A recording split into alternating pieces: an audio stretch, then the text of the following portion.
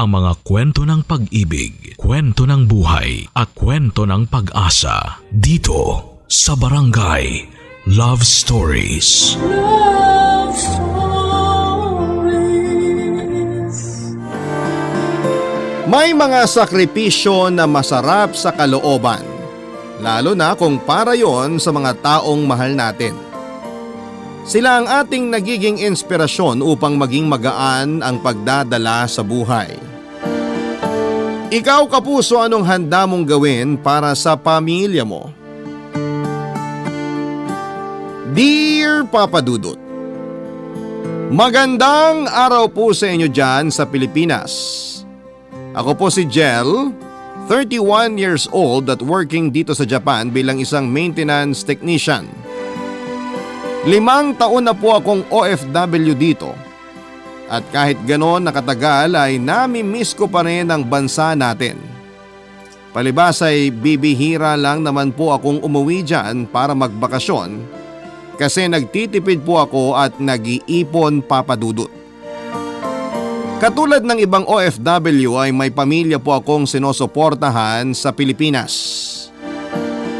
Ako kasi ang breadwinner sa amin, lalo na walang permanenteng trabaho si tatay dahil siya po ang nag-aalaga sa bunso kong kapatid na si Nicole na merong autism.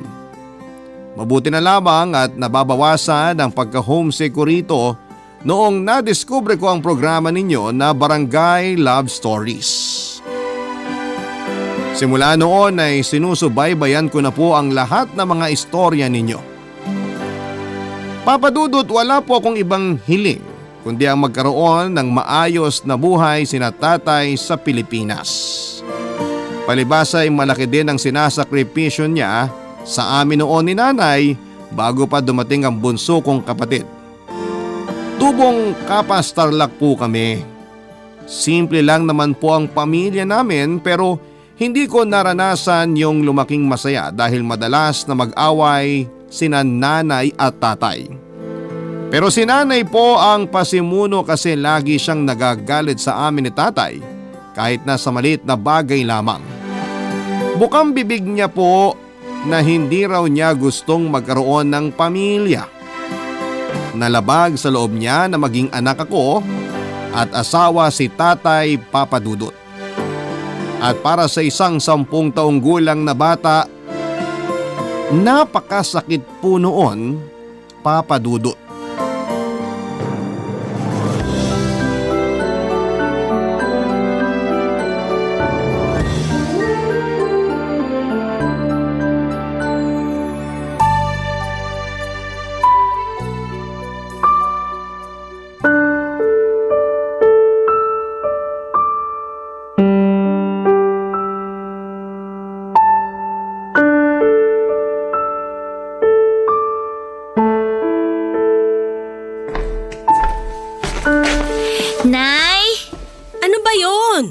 Pwede po bang magpatulong sa assignment?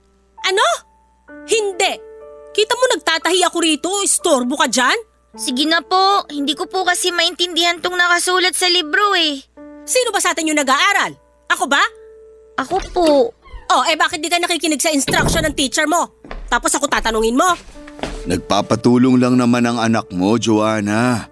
Hindi mo siya kailangang sigawan. Tay! Jel, anak. Sandali, marumi pa si tatay. Pero gusto ko na po kayong yakapin at ikis. Maghuhugas muna ako ng kamay at magpupunas ng pawis. Hay, nako. Kaya lumalaking walang takot sa akin yung anak mo eh. Lagi mong kinakampihan. Bakit kailangan lumaking natatakot sa'yo si Jel? Hindi ba pwede na lumaki siyang may respeto sa atin bilang mga magulang niya? Tigil-tigilan mo nga ako sa kagaganyan mo, Chito. Tsaka wag ako yung pangaralan mo. Yang anak mong pasok ng pasok sa eskwelahan pero mukhang walang natututunan. Meron naman po, pero nakalimutan ko lang yung sinabi ni Ma'am. Oh, kita mo na? Bata-bata mo pa, makakalimutin ka na? Jel, anak, huwag ka nang umiyak. Joanna naman. Bakit parang ako yung may kasalanan? Hoy, Jel! Tigilan mo nga yung kaiiyak mo. Hindi naman kita inaano, napakadrama mo. Manang-mana ka dyan sa ama mo. Magmamana talaga sa akin si Jel kasi anak ko siya. Sa'yo, anong minana niya? Huwag naman sana yung kasungitan mo. Anak, huwag ka nang umiyak. Si tatay na lang magtuturo sa'yo mamaya kung ayaw ng nanay mo. Hoy Chito, huwag kang magsalita ng ganyan. Parang ang tono mo, inaapi ko yung anak mo ah. Hindi pa ba? Lagi mo ang sinusungitan si Jel. Parang hindi ka niya nanay ah.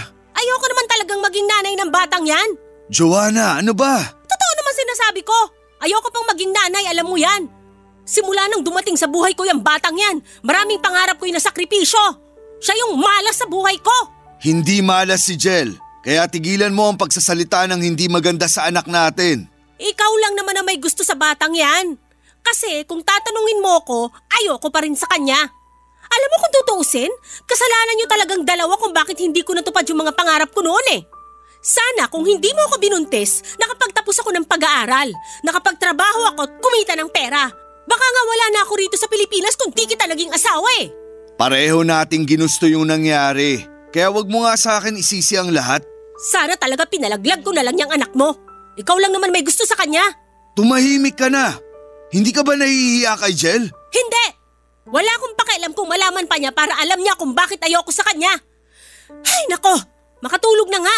Nakakabwisit kayo mag-ama. Panira ng gabi.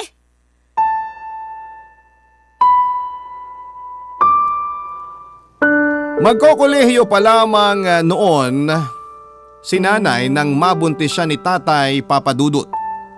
Kung ilalarawan ko ang personality niya ay masasabi kong meron siyang mataas na ambisyon sa buhay. Pero dahil sa mga nangyari, pinakasal kaagad si nanay at tatay dahil ayaw magkaroon ng kahihiyan ng angkan nila sakaling lumaki akong walang kinikilalang ama. Kaya lang Papadudot simula noon ay malamig na po ang pagsasama ng mga magulang ko. Boyfriend po ni nanay si Tatay Papadudot at pareho silang nag-aaral pa lamang.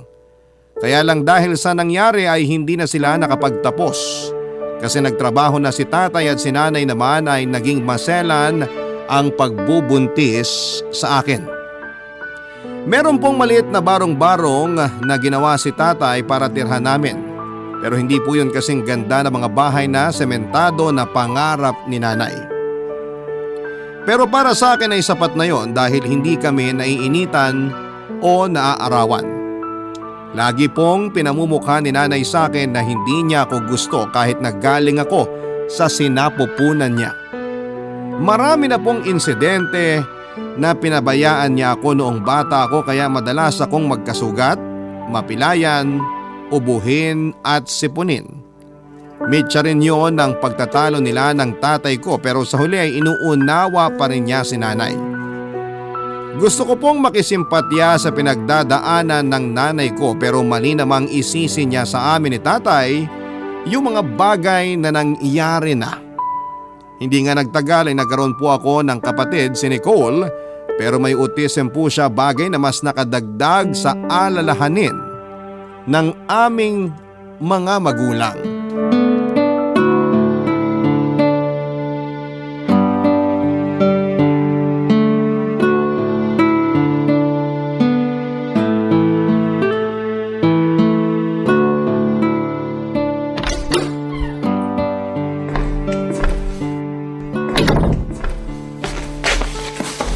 Tay, nandyan na po pala kayo. Oo anak. Teka, bakit bumangon ka? Kasi natulog po ako kanina, wala pa kayo. Kararating ko lang. Bakit po kayo ginabi? May inasikaso lang si tatay. Ay.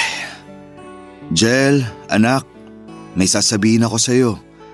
Alam ko na maiintindihan mo ako dahil matalino kang bata. Ano po yun? Plano ni tatay na magtrabaho sa ibang bansa. Iiwan niyo na po kami. Anak, hindi ganun yun. Magtatrabaho lang ako doon. Ganyan din po yung tatay ng kaibigan ko, si Makmak. Sa ibang bansa rin po nagtatrabaho tatay niya, kaya hindi niya madalas nakikita. Mamimiss ko po kayo, tay. Mamimiss din kita. Kayo ng nanay mo, saka si Nicole. Pero sayang yung pagkakataon kapag pinalagpas ko, nak. Naiintindihan ko naman po, pero nalulungkot lang po ako. Hayaan mo, tatawag naman ako rito para kamustahin ka. Hindi mo ako masyadong mamimiss kasi mangungulit pa rin ako sa'yo. Katulad ng lagi kong ginagawa pag kinikiliti kita. Ha? Tay naman eh. Magpapakabait kayo rito habang wala ako ha. Tutulungan mo nanay mo at aalagaan mo si Nicole, Jel. Maaasahan ko ba yon, nak? Opo, Tay. Ako na pong bahala sa kanila. Salamat. Saka pasensya ka na kasi bata-bata mo pa pero binigyan na kita ng responsibilidad. Dapat kasi naglalaro ka lang sa labas at nag-aaral. Hindi ka nagbabantay sa pamilya natin dahil responsibilidad namin yun ng nanay. Masaya naman po akong tumulong sa inyo sa pagbabantay ng pamilya natin, Tay. Nakakapaglaro pa rin naman po ako tsaka nakakapag-aral. Napakaswerte namin ng nanay mo kasi naging anak ka namin. Mabait na, masunurin at maunawain pa. Pero bakit lagi pong sinasabi ni nanay na malas daw po ako? Malapit na po tuloy ako maniwala na totoo yung sinasabi niya. Huwag kang maniniwala sa nanay mo. Pagod lang yun kaya niya nasabi sa iyo yung mga bagay na yun. Hindi totoong malas ka. Ikaw kaya ang swerte namin. Kayo ng kapatid mo. Sa akin ka maniwala, anak.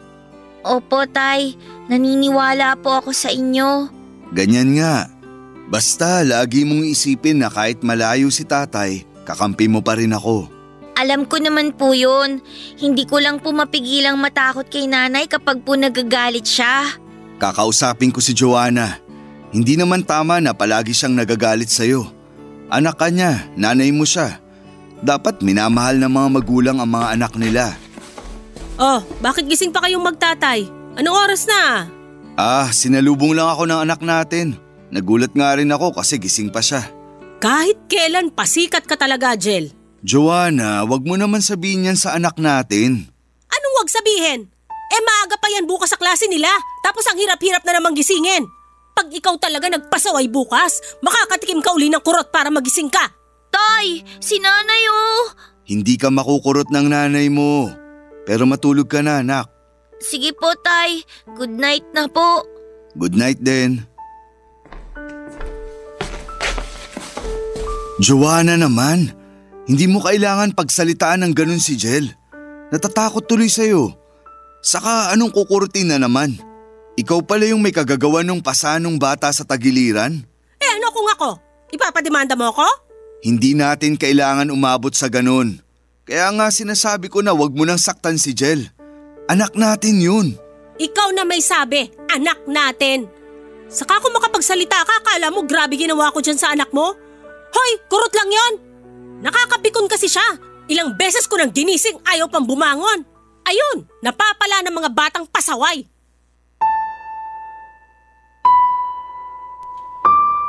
Ayoko pong umalis si Tatay Papadudot dahil siya na lamang ang kakampi ko sa bahay namin. Bagaman 10 taong gulang pa lamang ako ay naiintindihan ko na po ang hirap na pinagdaraanan namin. Karpentero po ang tatay ko at minsan ay umi-extra siya sa palengke bilang kargador at butcher ng mga karning baboy. Pero hindi po sapat ang perang kinikita niya para suportahan ang lumalaki naming pamilya at pangangailangan ng bunso kong kapatid. Doon na nga po nag-decide si tatay na mag-abroad. Lumipad po siya ng Taiwan, Papadudot. Sa pag-alis ni tatay, ako po yung tumayong katuwang ni nanay sa bahay namin. Ako ang katukatulong niya lalo na sa pag-aasikaso sa kapatid kong special child, Papadudot. Aaminin ko na noong nawala si tatay ay mas dumalas ang pagsusungit at pagreklamo ni nanay tungkol sa kung gaano niya kaayaw sa amin ang kapatid ko. Siyempre bilang nakakatanda at higit na nakakaunawa, nasasaktan ako ng husto dahil para sa akin ay wala kaming kasalanan ni Nicole. Hindi kami ang sumpa, Papadudot, sa pamilya dahil sa una pa lang ay hindi rin naman namin hiniling na isilang at maging anak nila ng mga magulang ko, Papadudot. Barangay Love Stories. Barangay Love Stories. Lumipas po ang ilang taon, Papadudot, at hindi na lamang namin namalaya na halos 8 taon na si tatay sa abroad. Bihira lang din siyang umuwi sa amin dahil sinasabihan siya ni nanay na imbis na gumastos ng malaking pera sa pagbabakasyon ay ipadala na lamang niya sa amin sa Pilipinas ang pera. Pero pinagtataka ko lamang kahit na ganoon nakatagal na nakaalis simula noong mag-OFW si tatay ay hindi pa rin maayos yung bahay namin katulad ng laging bukang bibig ni nanay na pangarap niya. Naiintindihan ko naman na magastos magpagawa ng bahay pero yung bahay namin ay napakarami pa pong kulang para masabing tapos na. Bukod doon ay hindi ko talaga alam kung saan dinadala ni nanay ang perang pinapadala ni tatay dahil lagi naman niya kaming tinitipid ng kapatid ko lalo na sa pagkain. Ni hindi rin niya kami binibilhan ng bagong damit o sapatos. Bagay na minsan kong pinagdadamdam sa kanya bilang bata noong araw. Pero kung meron man akong kinakainisan kay nanay, iyon ay ang malimit niyang pagalitan ng bunso kong kapatid na may espesyal na kondisyon. Wala kasing tiyaga si nanay sa pag-aalaga kay Nicole, Papa Dudut. Hindi talaga sila close. Ako po yung nagpapakain at nakikipaglaro sa kapatid ko kaya masasabi kong sanggang dikit kami. Kapag pinapagalitan ni nanay si Nicole ay ugali niyang magtago sa ilalim ng kumot dahil pakiramdam niya ay ligtas po siya doon, Papa Dudut.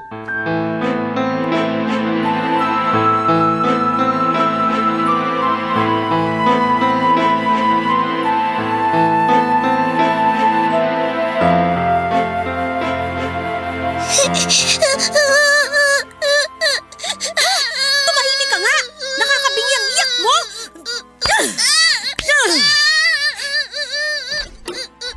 Isa, di ka patatahan? Ha? Nay, Dalawa! nandito na po. Teka, Nay! Huwag niyo po saktan si Nicole! Ate! Ate! Nicole? Ana, andito na si ate. Nanay, palo ako! Palo ako, nanay! Sakit!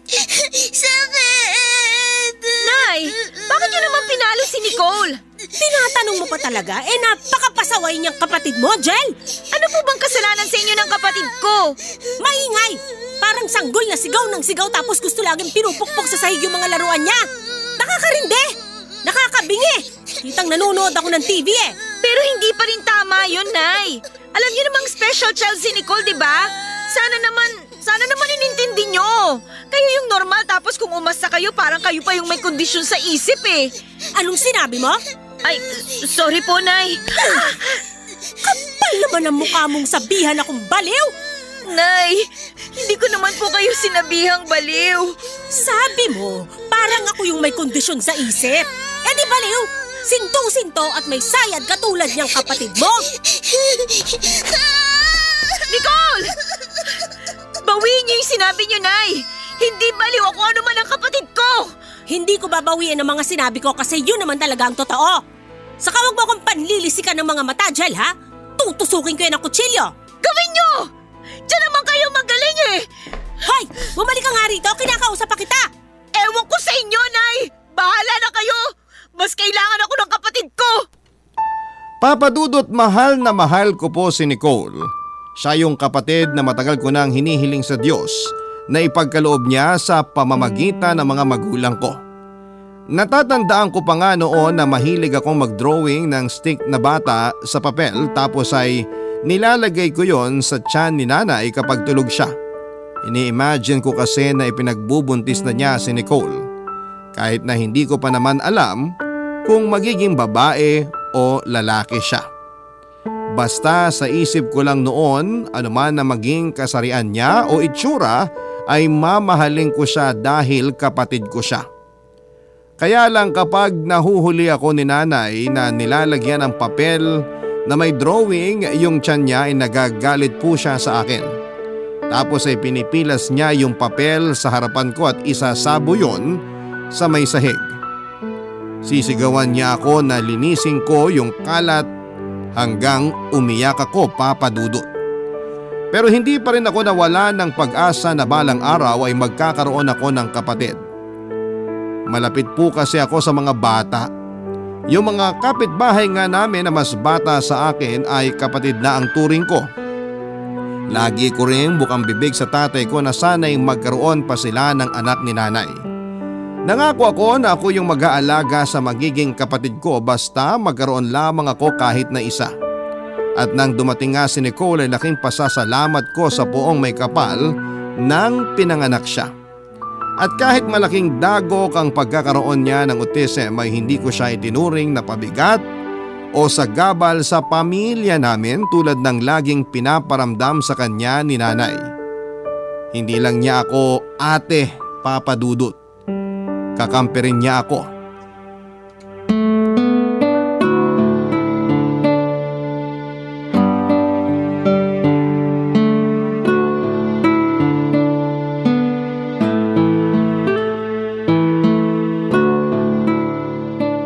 Nak, kamusta ka na?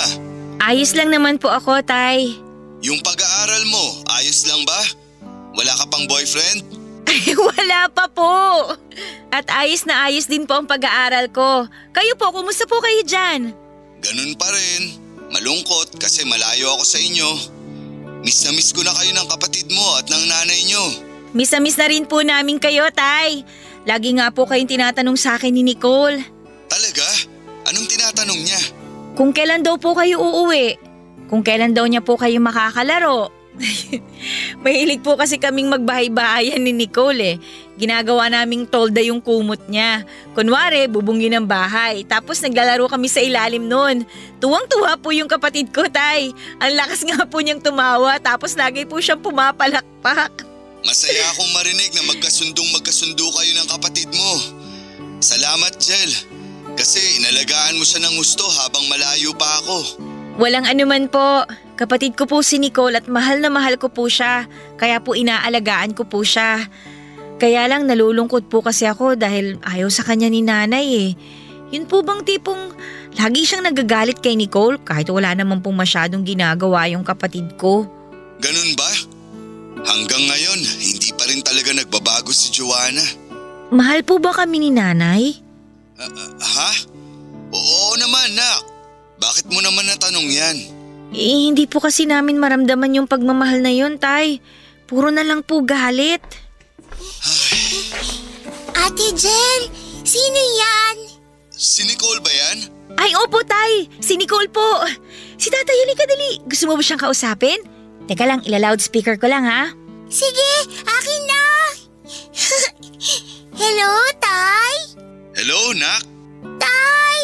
Tay, tanungin niyo po siya tungkol po dun sa paborito niyang laro. Sige, Nak. Nicole, ano yung lagi niyong nilalaro ni ate mo? Bahay-bahayan po.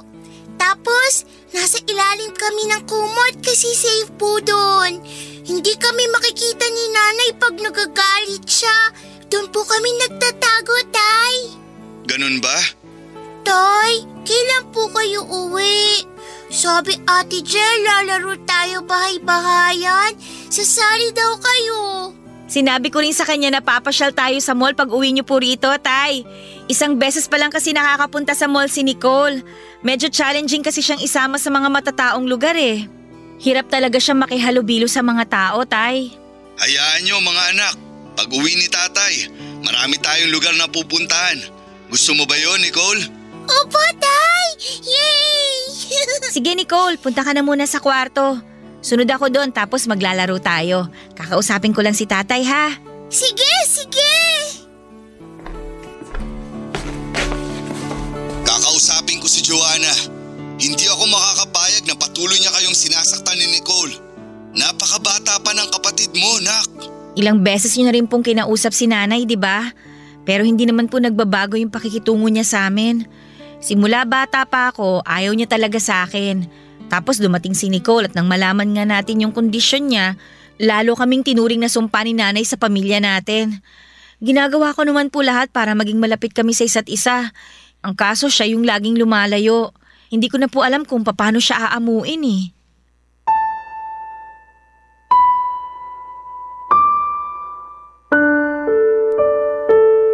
Nami-miss ko na po si Tatay Papa Dudut. Kung pwede lang sana na hindi na siya magtrabaho sa malayo para sama-sama na lamang kami sa bahay. Ilang birthday ko na rin kasi ang dumaan na wala siya kaya aaminin kong sabik ako na makita at makasama siya. Pero alam ko na hindi naman pwede dahil kailangan niyang magtrabaho para sa pamilya namin. Kaya nga sinusulit ko talaga yung mga sandali na kausap ko siya sa cellphone. Nagkukwento ako sa kanya ng mga ganap sa buhay para kahit papaano ay wala siyang ma-missed. At bukod doon ay maramdaman ko rin na kasama ko siya, Papa Dudut. Lumipas pa po ang mga buwan at napansin ko na parang madalas mag-away sina nanay at tatay sa tuwing nag-uusap sila sa cellphone. Tapos si nanay lagi rin pong umaalis sa bahay namin at hindi ko alam kung saan siya nagpupunta. Kapag nasa bahay siya ay lagi siyang nakatutok sa cellphone niya na nung unay akala ko si tatay ang kausap niya. Pero mukhang mali ako, Papa Dudut.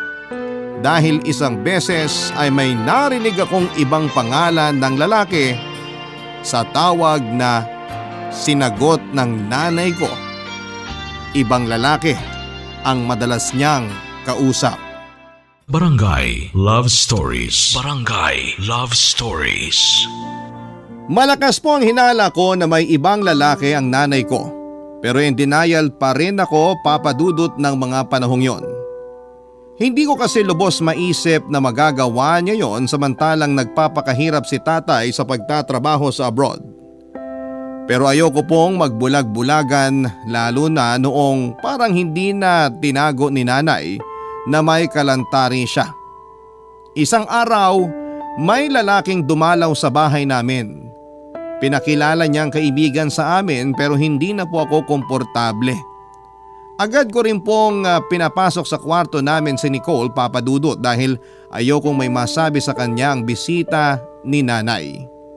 Noong sumunod na linggo ay laking gulat ko na lamang dahil nasa pintuan na ng bahay namin si tatay. Sobrang saya ko po noon, Papa Dudut, kahit na biglaan ang uwi niya. Pero hindi nagtagal yung kaligayahan na yon nang malaman ko ang dahilan kung bakit siya umuwi. Nawala na pala ng trabaho si tatay kasi nagkaroon siya ng malaking problema. Dinapuan po siya ng malalang sakit sa baga habang nasa Taiwan. Tapos ay meron pa silang problema ni nanay na gusto niyang ayusin. Tama po ako na merong ibang lalaki ang nanay namin at iyon ay walang iba kundi ang dinadala niyang kaibigan umano sa bahay namin, Papa Dudut.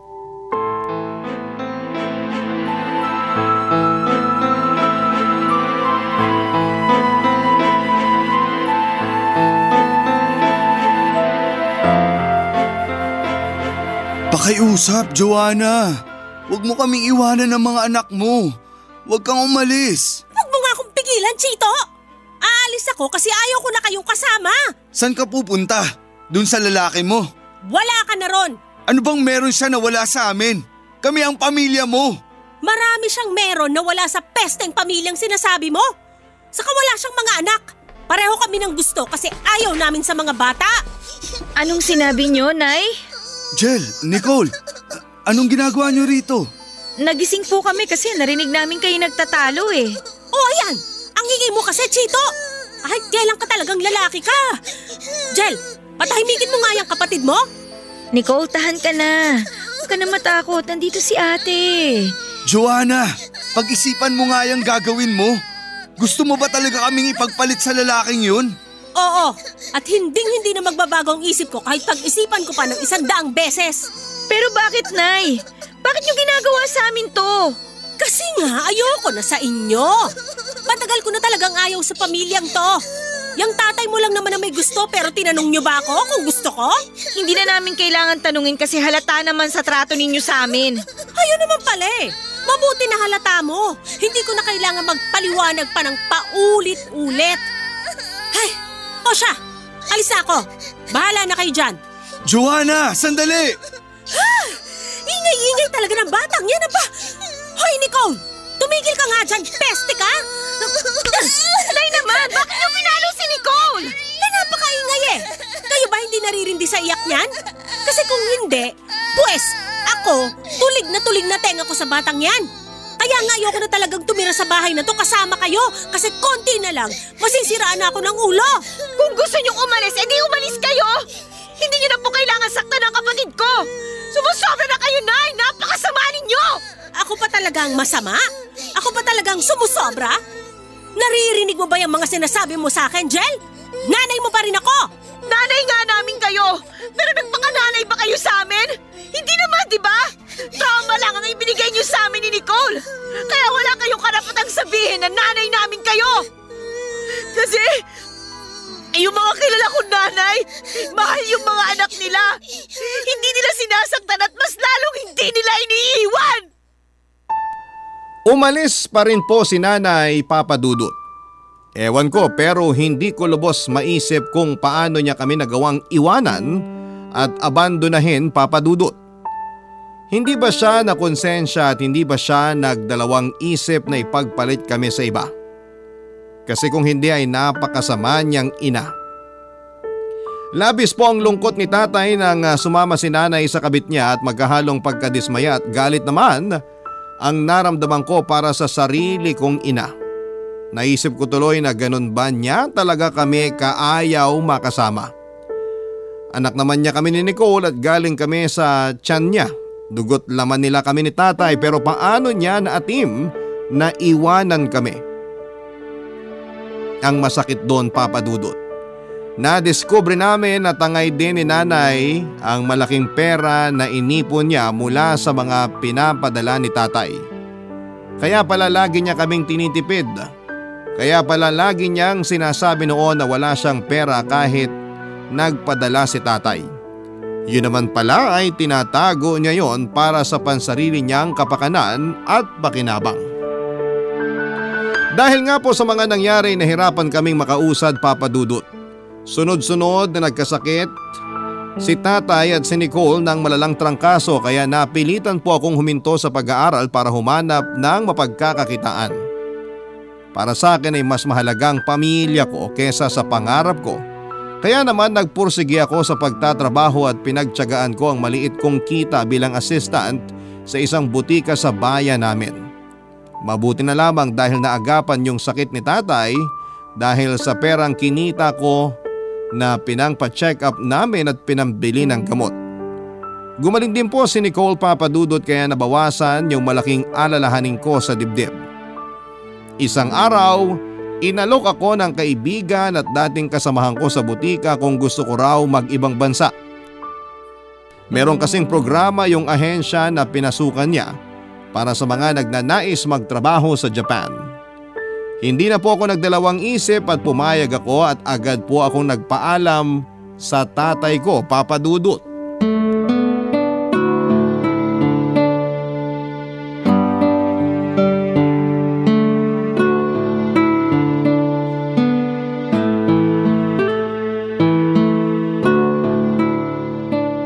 Tay, kape niyo po. Salamat, nak. Upo ka muna. Tagal na rin natin di nagkakwentuhan. Namimiss ko na yung panganay ko.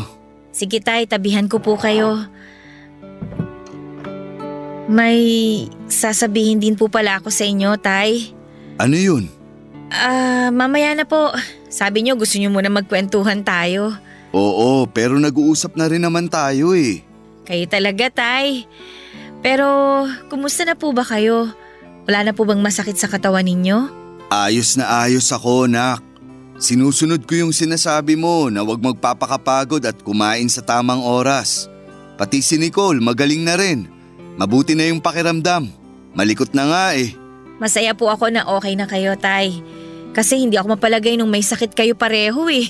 Natakot po ako. Iniwan na nga kami ni nanay tapos iiwan niyo rin kami ni Nicole dahil sa sakit ninyo.